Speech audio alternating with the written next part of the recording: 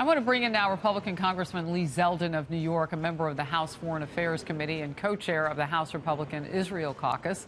The congressman also served in Iraq and is a lieutenant colonel in the Army Reserves. Good to see you. Always thank you for your service. Great to see you. Let's first of all just react to some of Jennifer's reporting right then and the point that she was making and that I reiterated, that, you know, that the rhetoric may change inside Iran because they've got to do a calculus now that includes a lot of people, not the ones on the streets, but those other millions of people, citizens that don't agree. They don't want more sanctions. They do want outside help from the world, or at least attention. Yeah, the regime in Iran, it really has been beholden to hardliners. There are people in Iran, IRGC specifically, and their supporters, where they want a stronger stance. They want to hear death to America, death to Israel. They call Israel the little Satan and America the great Satan. When Iran was engaged and has been engaged in all these destabilizing activities throughout the Middle East, there is a portion of the Iranian populace that encourages that and props up this regime because of it. Now, you also point out that there are also millions of Iranians who want stability, peace, freedom, prosperity. That's a different direction for Iran that they should be pursuing going forward. But to your question about what you might hear at times for domestic consumption, we've heard in the past, we're hearing it now, we may continue to hear it in the future, where they say some awful things that are outrageous to us. And some of the messages really aren't meant for us as much as to those hardliners that keep them in power. You know, I love having you on the program because I haven't been able to ask anybody else this question. You served inside Iraq, and I'm curious, how are they making the choice to let Iran do something inside their country and not choose us? You know, you saw on Twitter the president, you know, basically telling them, you have to help protect the bases where Americans are housed. Why should he even have to say that? Right, and you also have Iraqi soldiers at these locations with U.S. troops. You have, as you know, different types of people who are in the Iraqi government. There are some who strongly oppose Iran, have in the past, they do currently. You have others who, in a way, have evolved into Iranian proxies themselves.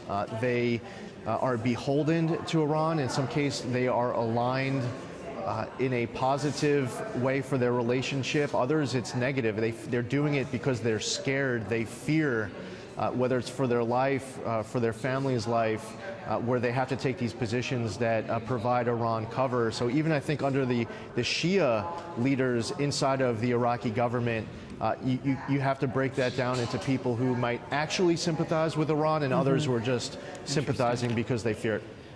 I'll move to this. Most House Republicans are praising yesterday's Iran briefing, saying it clearly explained the strike that killed Iran's top general.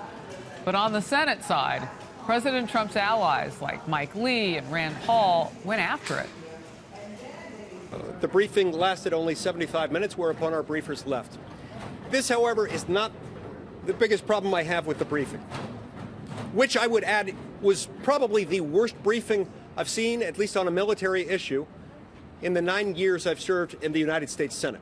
I see no way in the world you could logically argue that an authorization to have war with Saddam Hussein has anything to do with having war with people currently in Iraq. Meanwhile, the president had this reaction to his GOP critics. I get along great with Mike Lee. I've never seen him like that. But other people have called and they've said it was the best presentation they've ever seen. We killed a man who killed many, many Americans and many, many people. Look, I know you're not in the Senate, but that has to be being talked about on Capitol Hill today. I mean, Mike Lee spoke for quite some time. Yeah, so on the House side, I haven't heard that from any of my Republican colleagues who were in the House briefing, which I was in as well. I thought the briefing was fantastic. Were they that different? You know, I don't know what was different. I wish I could have, I could be able to answer that question having also sat in on the Senate briefing. But what I'll tell you is this, that what you know, what all of your viewers know about Qasem Soleimani's past with the hundreds of people that he killed, with the thousands more that were wounded, the people who were recently killed and wounded, the attack on the embassy, and even the IRGC put out a statement right after the killing of Qasem Soleimani, where even they acknowledged that Qasem Soleimani was in Iraq for confrontation against Americans. Before I let you go, I want to get this in here. I don't know if you were able to hear it or not, but Congressman Ro Khanna, Democrat from California, was on with me just a few minutes ago, and he was talking about bipartisan movement with some of your colleagues there in the House. So you got that going on in the Senate with some pushback on the briefing yesterday, but he says, no, guys like Matt Gaetz might go with him on a war powers resolution. What are you hearing? I haven't heard that. I will say that consistently you have some Republicans through the years, through the administrations, where they believe that there is an important point in time when there is escalation at all with any other nation that Congress should have an increased role to play. The Congress has powers under Article 1. The President has powers under Article 2. And it is under those powers of Article 2, that's one of two things that were cited, the other being the 2002 AUMF. The President cited Article 2, and that's where, my opinion, if you are going to kill 600 U.S. troops and wound thousands of others and commit all of those acts and having the other planning for attacks going forward, I have no problem with you resting in pieces because you just got blown up by our government for the best of reasons. When Nancy Pelosi talks about the word disproportionate, at what point is it proportionate? How many more troops have to die? How many more have to get wounded? But as far as my Republican colleagues go and their philosophy as far as Article 1, I respect them for it.